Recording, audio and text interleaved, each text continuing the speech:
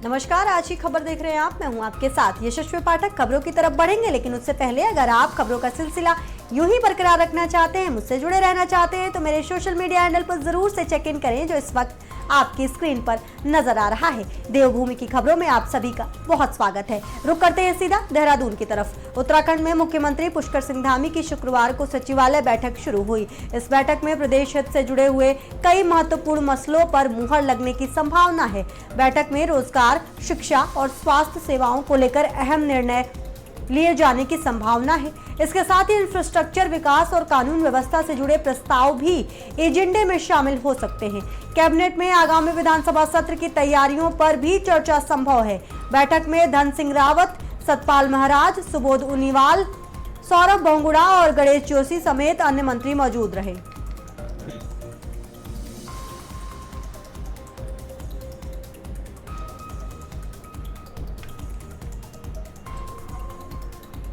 लेके चलते हैं आपको हरिद्वार की तरफ। हरिद्वार में 7 मार्च को प्रस्तावित केंद्रीय गृह मंत्री एवं सहकारिता मंत्री अमित शाह के दौरे को लेकर प्रशासन ने तैयारियां तेज कर दी हैं। बैरागी कैंप स्थित कार्यक्रम स्थल पर मुख्य सचिव आनंद वर्धन, पुलिस महानिदेशक दीपम सेठ और गृह सचिव शैलेश बगौली सहित वरिष्ठ अधिकारियों ने निरीक्षण कर व्यवस्थाओं का जायजा लिया। निरीक्षण के दौरान पंडाल, मंच, बैठने की व्यवस्था, पार्किंग, पेयजल, बिजली, स्वच्छता और सुरक्षा व्यवस्थाओं को परखा गया। साथ ही राज्य की विकास यात्रा और नए कानूनों से जुड़ी प्रस्तावित प्रदर्शनी की तैयारियों की भी समीक्षा की गई। मुख्य सचिव आनंद वर्धन ने निर्देश दिए कि कार्यक्रम से पहले सभी व्यवस्थाओं का परीक्षण कर लिया जाए, ताकि आयोजन के दौरान किसी प्रकार की कमी ना रहे। उन्होंने सुरक्षा व्यवस्था को मजबूत रखने और ट्रैफिक व्यवस्था को सुचारू बनाए रखने के भी निर्देश दिए। अधिकारियों को यह भी निर्देशित किया गया कि कार्यक्रम में बड़ी संख्या में लोगों की संभावित भागीदारी को देखते हुए आमजन की सुविधाओं का विशेष ध्यान रखा जाए और साथ ही विभाग आपसी समन्वय के साथ काम करे। इस दौरान गढ़वाल आयुक्त विनय शंकर पांडे, जिलाधिकारी मयूर दीक्षित, वरिष्ठ पुलिस अधीक्षक नवनीत सिंह भुल्लर समेत कई विभागों के अधिकारी मौजूद थे।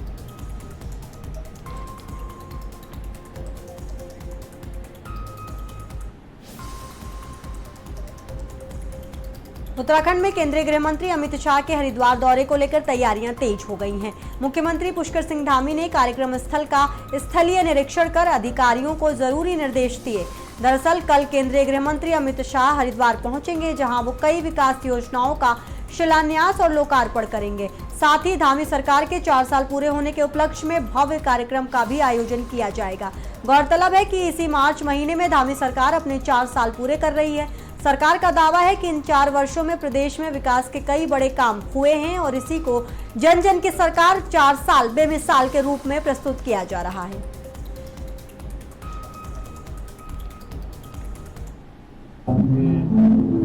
कठिनाई कम हो, सुगम हो, उनके लिए सारी चीज़ें आसान हो, न्याय उनको जल्दी मिले, उसके लिए जो प्रावधान किए गए हैं उसकी भी प्रदर्शनी लगाई गई है। उसका एक पूरा डेमो यहाँ पर होगा। माननीय गृहमंत्री जी और गृहमंत्री जी के कार्यक्रम के बाद ये स्थान अगले 1 हफ्ते तक इसी प्रकार से ये खुला रहेगा, जिससे कि हमारे स्टूडेंट्स, आम जनता के लोग, अन्य लोग इस पूरी प्रदर्शनी को देख सकें और जो नई संहिता आने के बाद किस प्रकार से परिवर्तन हुआ है, किस प्रकार से न्याय मिलना आसान हुआ है, वो ठीक प्रकार से जान पाएंगे। इसके साथ साथ दूसरी प्रदर्शनी यहाँ पर सरकार ने जो डबल इंजन की सरकार ने पिछले सालों में जो काम किए हैं और जो निर्णय लिए गए हैं, जो उपलब्धियाँ राज्य को प्राप्त हुई, उसके संबंध में भी लगाई गई, तो प्रदर्शनी भी लगी रहेगी। रुक करते हैं देहरादून की तरफ। केंद्रीय गृह मंत्री अमित शाह के प्रस्तावित उत्तराखंड दौरे को लेकर देहरादून प्रशासन पूरी तरीके से अलर्ट मोड पर है। दौरे से एक दिन पहले जिलाधिकारी सविन बंसल और एसएसपी प्रमेंद्र सिंह डोभाल ने डोईवाला से हरिद्वार सीमा तक सुरक्षा और व्यवस्थाओं का स्थलीय निरीक्षण किया। इस दौरान रायवाला स्थित होटल गॉडविन में भी तैयारियों का जायजा लिया गया, जहां केंद्रीय गृह मंत्री के अल्प विश्राम और बैठक का कार्यक्रम प्रस्तावित है। डीएम ने होटल में फायर सेफ्टी, बिजली, एसी, मीटिंग हॉल और पार्किंग समेत सभी व्यवस्थाओं की समीक्षा करते हुए तत्काल फायर सेफ्टी ऑडिट और वैकल्पिक बिजली व्यवस्था सुनिश्चित करने के निर्देश दिए। साथ ही संपर्क मार्ग पर सुरक्षा, यातायात और स्वच्छता को लेकर भी अधिकारियों को सख्त निर्देश दिए गए हैं। डीएम ने सभी विभागों को आज शाम तक व्यवस्थाएं पूरी कर सेफ्टी सर्टिफिकेट प्रस्तुत करने को कहा है।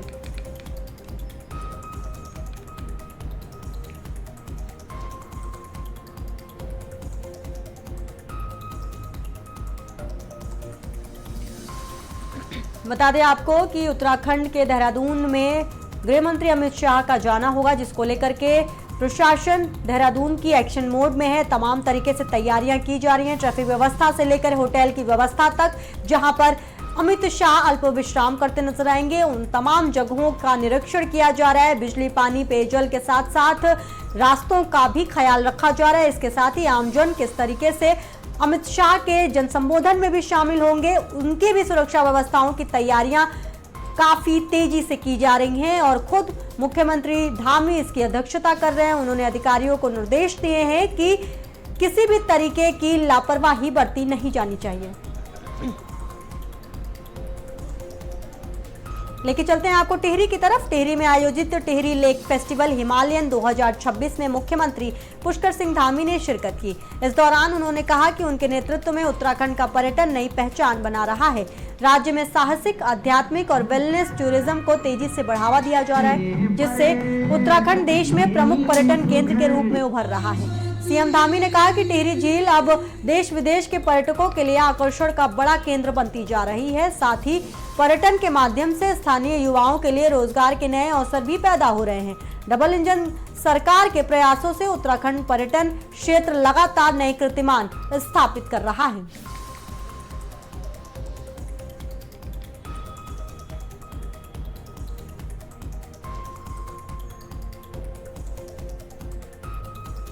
चारधाम यात्रा 2026 को लेकर बड़ी खबर सामने आई है, जहां आज सुबह 7 बजे से यात्रा के लिए ऑनलाइन पंजीकरण प्रक्रिया शुरू कर दी गई है। श्रद्धालु अब वेबसाइट और मोबाइल ऐप के माध्यम से अपना रजिस्ट्रेशन करा सकते हैं। राज्य सरकार के मुताबिक चारधाम यात्रा में शामिल होने के लिए पंजीकरण अनिवार्य किया गया है। इस साल 19 अप्रैल को यमुनोत्री और गंगोत्री धाम के कपाट श्रद्धालुओं के लिए खोले जाएंगे। वहीं 22 अप्रैल को केदारनाथ धाम और 23 अप्रैल को बद्रीनाथ धाम के कपाट खुलेंगे। जो श्रद्धालु ऑनलाइन पंजीकरण नहीं करा पाएंगे, उनके लिए 17 अप्रैल से ऑफलाइन रजिस्ट्रेशन की सुविधा भी शुरू की जाएगी। प्रशासन का कहना है कि यात्रा को सुरक्षित और सुव्यवस्थित बनाने के लिए रजिस्ट्रेशन जरूरी है।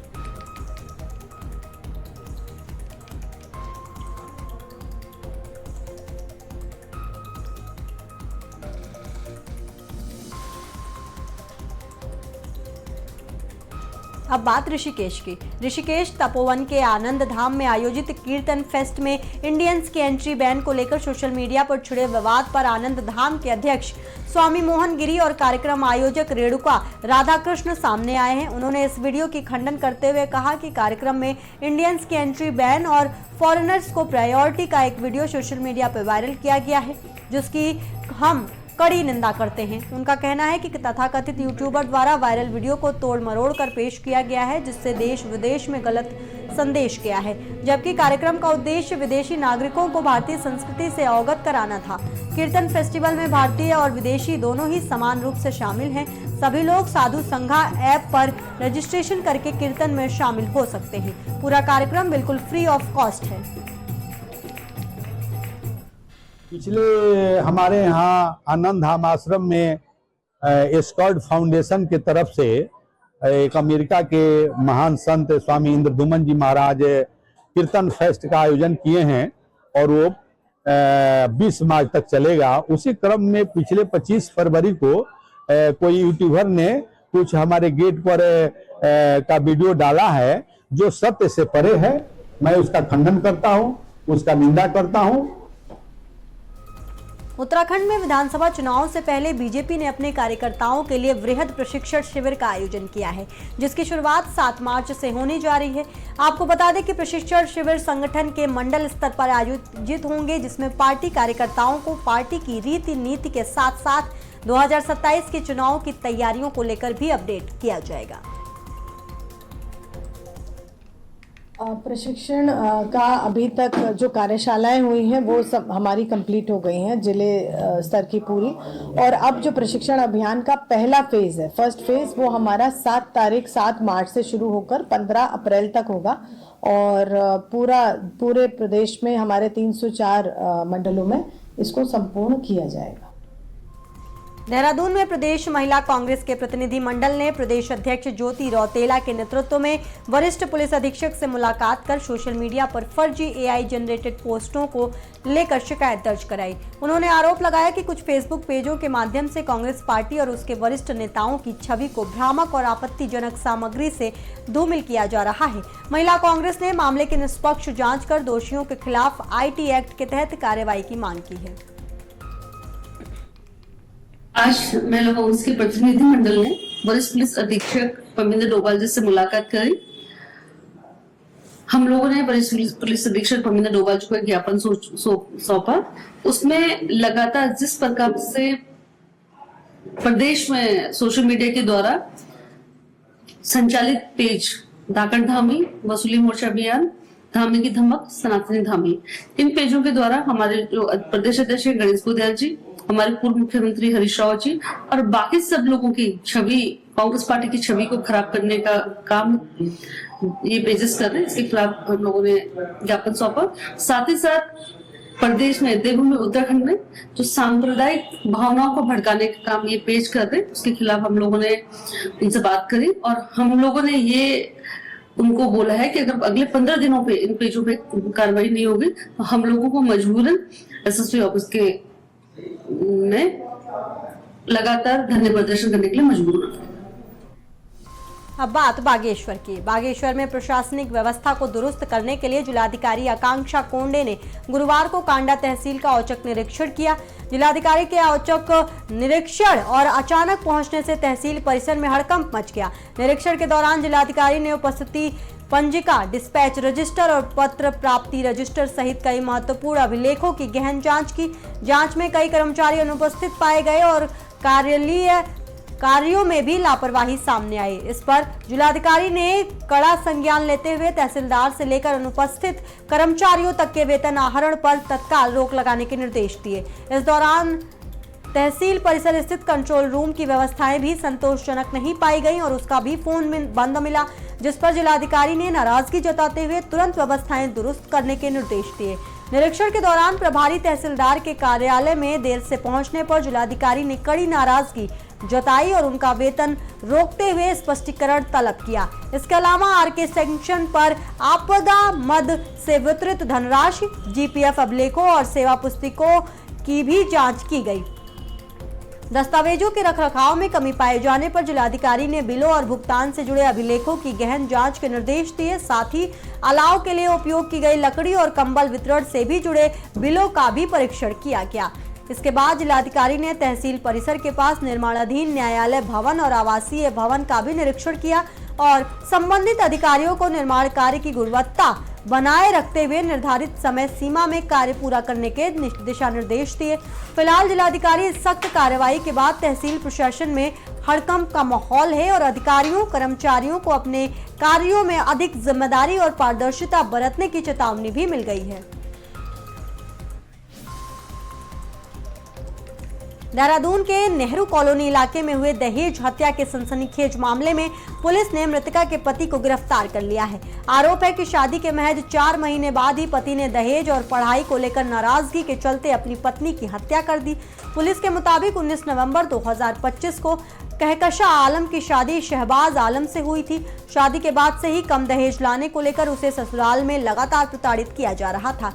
पूछताछ में आरोपी ने बताया कि वो कम पढ़ी लिखी पत्नी से खुश नहीं था और ज्यादा दहेज के लालच में दूसरी शादी करना चाहता था। इसी योजना के तहत 3 मार्च को रात में पत्नी के सो जाने पर उसने कंबल से उसका मुंह दबाकर हत्या कर दी। बाद में परिजनों को बीमारी से मौत की बात बताकर गुमराह करने की कोशिश की, लेकिन अस्पताल से पुलिस को सूचना मिलने के बाद मामला खुल गया।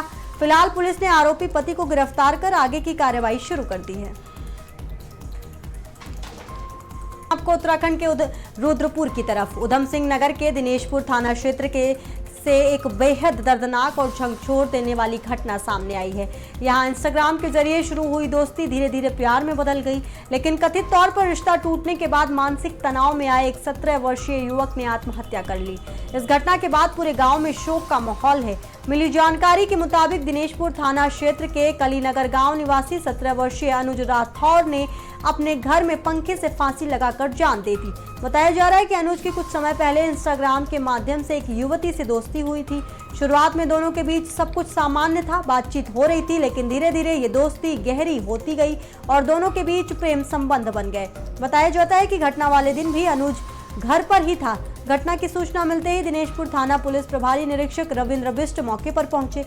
पुलिस ने शव को कब्जे में लेकर पोस्टमार्टम के लिए भेज दिया है। घटना जो हुआ कि होली वाला दिन लड़की के घर में गए। लड़की के घर में गए तो उससे बोला कि मेरा आईफोन दिलवा दे। वो किसी से छिनवा दिया आईफोन, तो वो आईफोन नहीं दिया तो उसके भैया का फोन जो छीन लाया। फिर वो लड़की ने बोला मैं पुलिस केस करूंगी अगर फोन नहीं दिया तो फिर मैं फोन देने गई हूँ। तब तक उस लड़की ने मेरे लड़का को फोन करके बोला तेरे से मैं प्यार नहीं करता हूँ, तेरे ऐसा बोला। तभी मैं घर से चले गई, तभी इसने हादसा जय कर लिया। जैसा हमने अभी तक सुना है ये प्रेम प्रसंग का मामला है और जो लड़की है वो खटीमा की रहने वाली है और इंस्टाग्राम के माध्यम से इनके बीच में दोस्ती हुई है। जैसे अभी इनकी माताजी से हमने सुना कि ये फोन वापस करने के लिए खटीमा गए थे और इसकी माताजी, और उसी बीच मौका पाते ही जब लड़की ने मना कर दिया कि मैं तुमसे शादी नहीं करूंगी, वो उससे क्षुब्ध होकर गले में फांसी लटका दिया। आज उसकी माँ रो रो के बुरा हाल है। 5 भाई बहन हैं और ये भाई में सबसे बड़ा है और जिसकी जो बड़ी बहन है उसकी शादी हो चुकी है और ये अपने आप को कोस रही है मैं क्यों खटीमा फोन देने के लिए गई थी।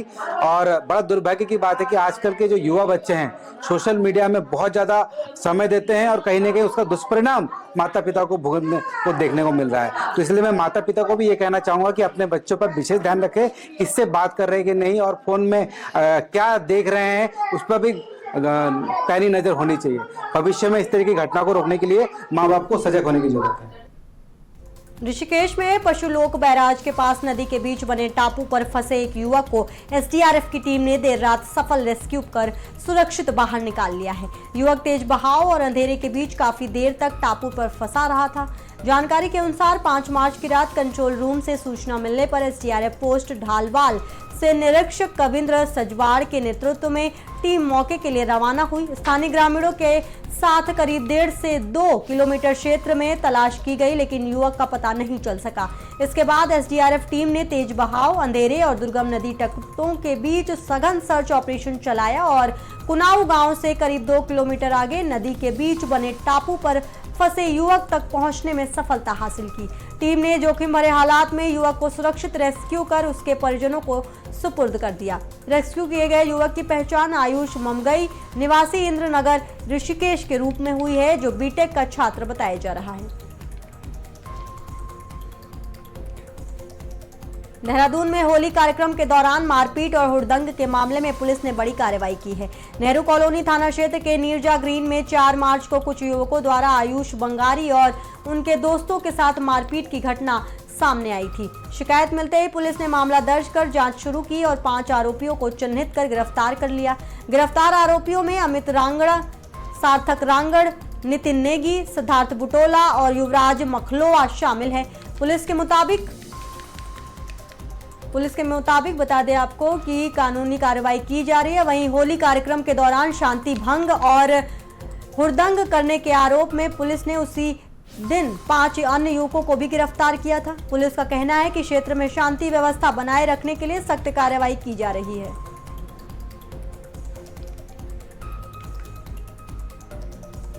सरोवर नगरी नैनीताल में सीवर लाइन चौक होने से लोगों की परेशानियां बढ़ गई हैं।